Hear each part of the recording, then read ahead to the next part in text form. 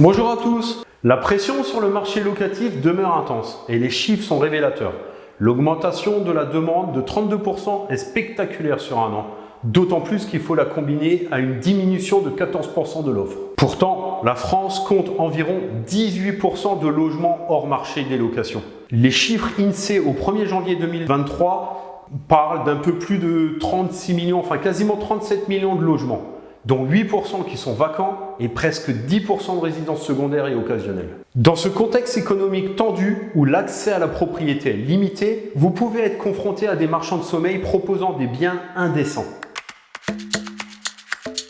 La réglementation s'appuie sur 5 critères fondamentaux pour définir un logement décent. Une surface minimale, la sécurité et la santé, l'absence de nuisibles, la performance énergétique et des équipements minimums.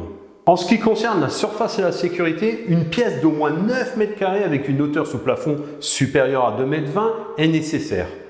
On a également une notion d'éclairement naturel suffisant et d'accès à l'air libre par un ouvrant, un volume vitré suffisant. La sécurité exige des dispositifs contre le ruissellement, les infiltrations, mais également une ventilation adéquate. En ce qui concerne la performance énergétique, en France métropolitaine, les classes G sont déjà interdites à la location. D'ailleurs, à ce titre, à partir du 1er janvier 2024, le contrat de location devra comporter une nouvelle mention obligatoire qui est en fait le calendrier d'évolution des exigences du DPE. En ce qui concerne les équipements obligatoires, nous avons donc le chauffage, une pression et un débit d'eau potable suffisant, un système d'évacuation des eaux à siphon empêchant le refoulement des odeurs et des effluents, un coin cuisine avec évier raccordé et pouvant recevoir un appareil de cuisson. Nous devons également avoir un WC qui doit être séparé de la cuisine et de la pièce où sont pris les repas. Pour un studio, il peut être situé à l'extérieur s'il est présent dans le même bâtiment et facilement accessible. En ce qui concerne la baignoire ou la douche, elle doit être présente sauf pour le studio. Pour les meublés signés depuis le 1er septembre 2015, des critères supplémentaires s'appliquent bien entendu. Ça inclut notamment la literie, les volets, les plaques de cuisson et autres éléments, matériel de nettoyage, etc. Certains logements peuvent être classés dans une zone dite d'habitat indigne. En cas de doute, vous pouvez vérifier auprès de la mairie ou de l'intercommunalité.